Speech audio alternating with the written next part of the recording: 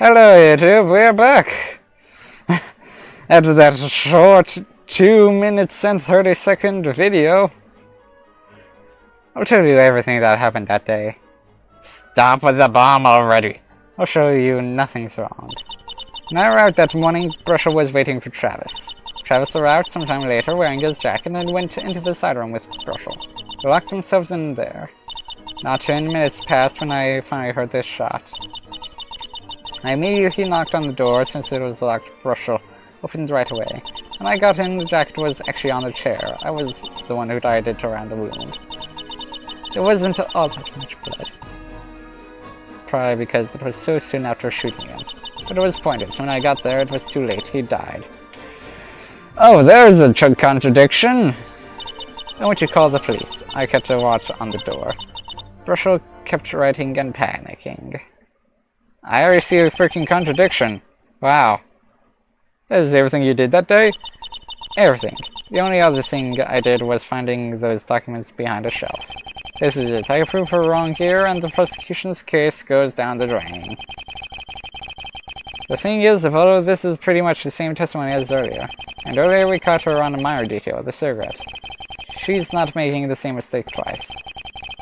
I just have to catch her again on something, somehow. I like your spirit. Let's go find this something somehow. I already found this something somehow.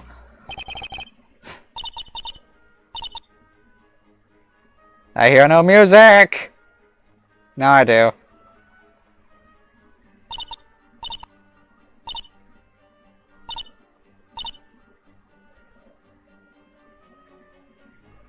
Hello. Done! For once, Miss Might, I trust you. I believe that Travis was dead when you entered the room. Oh yes, that rejection was just screams trust. Oh no you don't. I trust her more than you do. She's my witness. Ha, trust. Objection and objection again. Can I continue? As I was saying... Trust. Okay, I'm done. I'll make it quick. The autopsy report mentions the cause of death. Can I ask you what the cause of death was, witness? Where are you going with this? Travis had a bullet lodged in his back. What else could be the cause of death? Be if not being shot? The victim did indeed die because of the shot, but he neither bled out nor did the bullet hit a vital organ. Sexual death. Cause of death proves that he should not have been dead when you arrived at the side room. What? Why? I'll be blowed. Defense. Explain your theory. We are all curious here. Yes, Your Honor. First, we need to establish the actual cause of death. The Travis died from an untreated bullet wound. Oh yeah, the detective lectured me about those. If for some reason a bloke manages to survive being shot, no organs pierced, no bleeding out, and the last threat is the wound caused by the bullet and its impact. Even if it misses an organ, it can still cause trauma around the area and shut organs down. Poor Mr. Alcock here suffered exactly that. Lucky enough to avoid an artery or an organ, but he still ended up dying. Sod's law, no full effect. Incidentally, I didn't have any of this written down, in case you were wondering, or something. Precisely, what this all means is that some time occurred between the shot and the death. If, as we previously believed, the victim was shot and killed at that time, he would not have been dead when both you and the defendant checked the body. I thought you said you believed me? Oh right, I do remember you shouting quite the hearty bit of trust indeed. Well about that.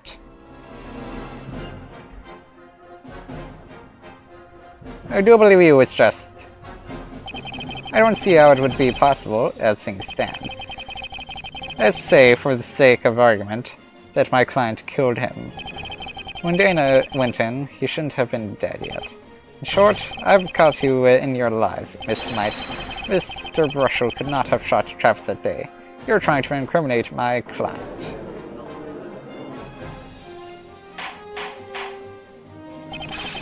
Order in the courtroom. Order! I'm still confused about a little detail. He wasn't shot by Brushel. Who shot him? What? Sharcock died from a gunshot, right? However, you've not only claimed he was wearing a jacket in the side room, you've just proven he had no time to die. Well, no, that came out wrong. Nevertheless, doesn't that make it impossible for him to have been killed at all? I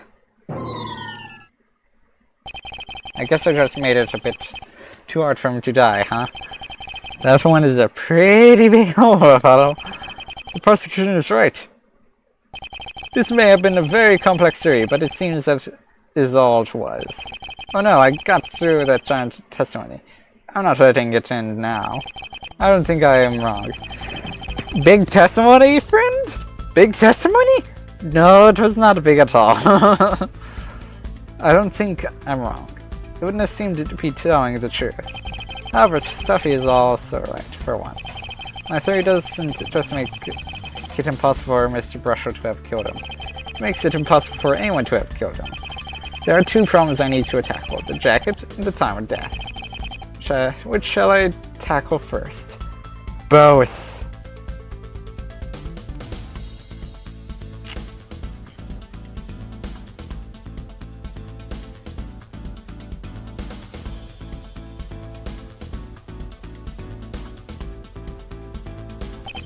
Hold on, both of these problems are actually interconnected. At their core, both of them are saying that he was lying. He was? Was he?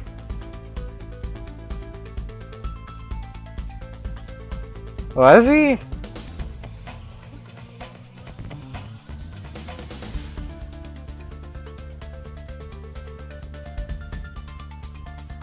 No, he should have died. The witness is not lying, so he was shot earlier. He couldn't have died when he had the jacket on.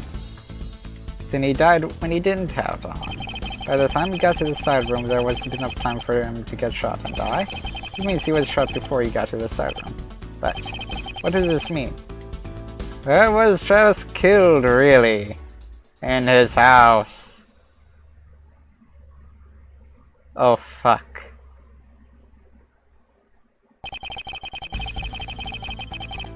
He must have been killed somewhere he wasn't wearing his jacket. That excludes his workplace where he arrived with the jacket on, and the streets. At home is the only logical possibility. That's the only place where he wouldn't wear his jacket. Assuming he went directly from his home to the workplace, that is. But that's still impossible. How would he walk around after being shot? Defense. Do you have any further theories? I wish I didn't. Oh, you can swap places with me if you want. I don't have any. I think the witness may have been shot outside the side room. Outside? How could that be? Blimey heck! The victim was a zombie. Oh, I've always been so very afraid of those. Very much so. A zombie? I'm afraid that there's only so much I can swallow, and rotting, dead flesh is certainly past the limit. I didn't say it was a zombie. Just hear me out first.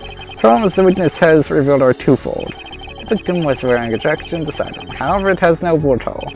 What does this imply? It suggests he wasn't shot in the side room. Well, I've also repeatedly suggested that the store that cleans my suits reduces prices. It hasn't gotten me very far, I dare say. But have you looked into his prices? They're a bit dear, I think. So let's say he was shot outside. That also fixes the other problem, the time of death. If he was shot before he got to the side room, then there was a greater length of time before the shot and his passing. In short, it makes sense. You're telling me that the witness getting shot and then walking around normally makes sense? You've got a way of wording things, Your Honor. Have you finished your blathering? It's not blathering. It's just a couple of things I can't quite explain yet. Like how the victim gets shot and then just goes to the side room as nothing happened. Ack! That's true. If I got shot, I'd probably head to the hospital myself. I imagine I'd be feeling fairly grotty at that point. No, this will not do. Hey, Findo! I have the perfect evidence for you. Your theory is looking increasingly unlikely. Defense. Unless you can prove that your theory is possible, the trial will end here. It is definitely possible! Nya, nya, nya, nya. I already looked at all the relevant evidence. Unless you keep ending the trial after I prove something new. It is possible for the victim to have been shot outside the side room. Do do do do do do do do do. Fuck.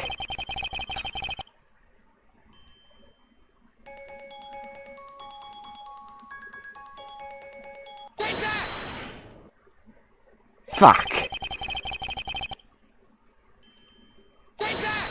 Here we are. Thank you. What is it? This is it. No shit, Apollo. No shit. What is what? This is how it went. This is why nothing was making sense. I'm sorry, but you'll probably have to explain yourself a bit. This is a very convenient piece of evidence I was given at the start of this trial. When I was reading through it, I got an idea. What if Travis suffered from congenital allergies? Oh shit, bro. I already figured that out. That's how we got all those wounds, etc, and that's how we can just walk on by with nothing to worry about, with a bullet in his back. A condition which renders him unable to feel pain. Wouldn't a condition like that leave a medical record? The police would have found something, right? If his family wanted to hide it for some reason, then the hospital might have never known about it. Okay, then let's go with that. What? No. This is completely baseless. He's just throwing out the things at random. I see there's plenty of evidence pointing toward it. First off, I've wondered about something since the start. What was Brushwood doing there in the first place? Yeah. I already knew. Yeah. As a reporter, he's always on the hunt for scoops. And I think he noticed a very interesting feature about our victim and tried to find out more.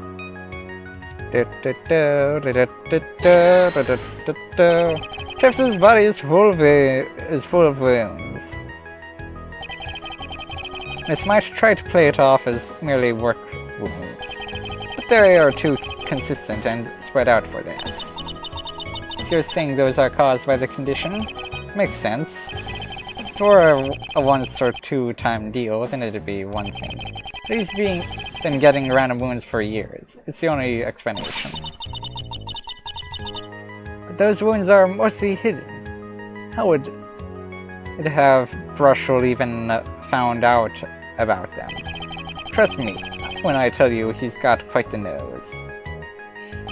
Whilst I can't prove how he found out, I can prove he did find out. If Brushwood didn't know about the wounds, then something else he did makes no sense. Fuck.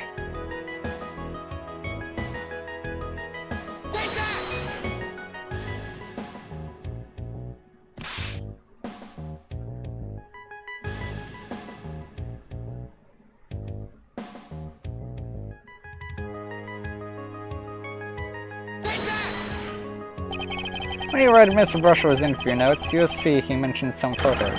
These photos themselves prove Mr. Brushwood must have suspected congenital analgesia. Take a look at them. These show a house with furniture full of protectors. How exactly does this relate to anything? Why would Mr. Brushwood have shown them to Travis? That's because he was convinced Travis suffered from congenital analgesia. Huh. Why? How does that make any more sense than previously? Brushwood's very article on the condition explains. Patients suffering from this condition tend to be sheltered and wear protective equipment, in order to avoid damaging themselves without their knowledge. That sounds exactly like this house we see pictured here.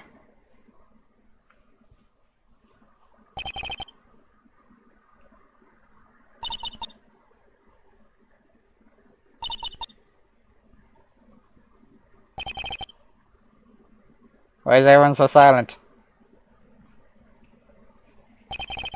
One by one, any of these can be interpreted as coincidences. However, altogether they leave me no choice. Witness, the court is now convinced you have been lying to us. This court will be forced to completely disregard your testimony. You will later be tried for perjury. Whoa, it exploded! I told you you shouldn't lie. Everything was tickety-boo until you did. Prosecution. The fault also lies with you for a faulty investigation. Yes, Your Honor, sir. I have done a very tough job, quite. He says as loud as he can muster. Now then, where does this lead us?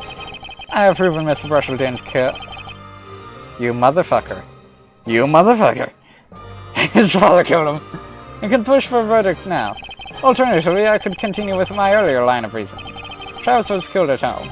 That could potentially mean putting my client at risk. What do I do? Continue the trial! Of course I should continue the trial, Your Honor. The defense may have a theory. Really keep on getting those things. I never have any theories. You might want to try it out every once in a while. It's called thinking. Oh, let me take notes. As I was saying, I think Travis might have been shot at home. At home? I've proven that Travis didn't die in the workshop because he was wearing a jacket. In which case, the contrary must also hold true. However, he did not wear the jacket somewhere where he might have been killed. Oh, is that the whole thinking thing? Since he was wearing the jacket when he got there, he must have been wearing it out while outside. As such, the only place I can think of where he might not have been wearing his jacket is his own house. He was shot in his own house? Outside of that, even one's home cannot be considered safe. This is only a theory, Your Honor. We would need to prove he was indeed shot at home. Witnesses! Let's bring on some witnesses! Indeed, that seems like the most reasonable solution.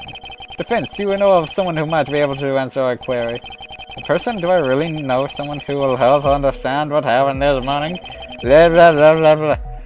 Blah blah blah blah blah. With this, we might be able to figure out what happened on that fateful morning. Blah. His father, Johnson, was likely at home that morning, right? Assuming Travis still lived with his parents. So you don't know? Foo-foo. I know something you don't. I know something you don't. Nyeh. Although I should always be ready with information. But don't worry, I'll teach you properly. I'm not sad. Well, what are you waiting for? Don't leave us in suspense. By the way, sorry, 1,000 apologies. Get caught up in the heat of the moment. Travis lives at home with his family, that much is true. However, Mr. Alcock was working that morning. Therefore, since he was at work, he couldn't have seen what was going on at home. It says here the workplace is an office a few miles away, so I think even 20/20 vision would prove lacking. Not that I'd know, I wear spectacles. You what? No way. Johnson was at home? Wasn't home? Wait, what? Did she say Johnson wasn't home? I see, then... Defense, is there anyone else you can call as a witness? If not Johnson himself, then perhaps Miss... She's dead. Huh? Johnson's wife is dead. There's nobody else you can call. Oh yeah, I forgot to mention that. Nothing happened at home. You're wasting your time. This is... Fake! Why is she saying these things? Johnson's wife is dead? Is there nobody else I can call to the stand? No, let's try this again.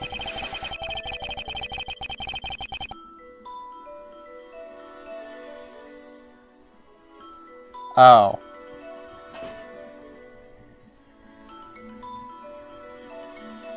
Do. Perhaps this person knows something now.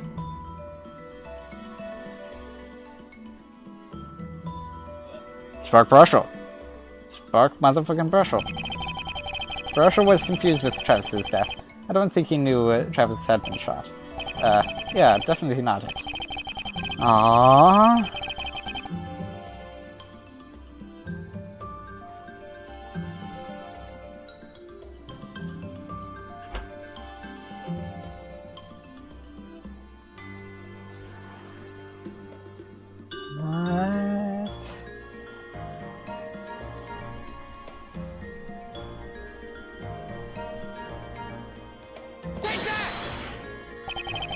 Nope.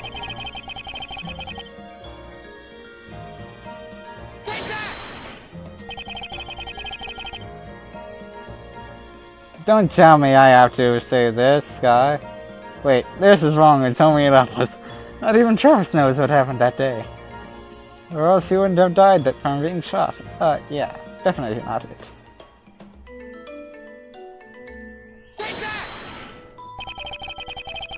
Really? Huh.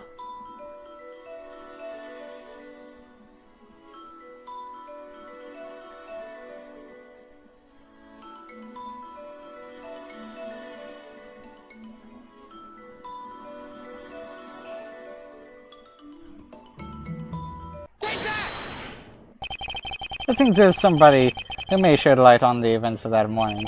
Brushell's notes of the interview he had with Travis mentioned something very interesting. I quote, "I'll probably have to talk with someone else, like his sister. It seems our victim may have had a sister. If there's any chance we may know about what happened by bringing her to the stand, I say we take it. No." Ah, so there is one more witness. Prosecution, can you get hold of the witness? The sister? Oh, she's just an 8-year-old. There's no way she knows anything. I don't know that for sure. She could know something, however vague. I also think we should hear what this witness has to say. Okay, so, like, she's young and I don't think she's really aware of what happened here. So please, use a softly approach, yes? Quite so, Miss Johnson. I don't want to hear anybody crying in this courtroom today. I will. Awfully considerate of them. Not that I have any intention of making a little girl cry. Come here, little miss. Give me your hand. I'll take you to the stand. I'm sorry.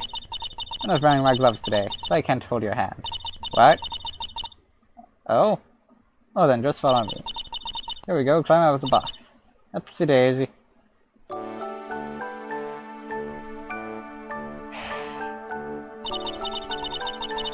Of course I use that! Hello there. What's your name, dearie? My name is Violetta Orca. I see. So we're gonna have to... This freaking music! So we're gonna have to talk with you a bit today. Do you mind? That's okay. I don't get to talk with too many people usually. Oh, why is that? It's because... Cough, cough, cough. Come on, what's wrong? Are you alright, witness? See? I'm a bit sick, that's why I never leave home usually. Then we should finish this and send you your way as quick as possible. Okay, Mr. Attorney? You talking to me? Yes, you'll be done quickly. Okay. So, we want you to tell us what happened on the morning of January 8th. Can you do that? Sure. My brother is invincible! I love that freaking title. I like that title. I shall see you in the next video, YouTube.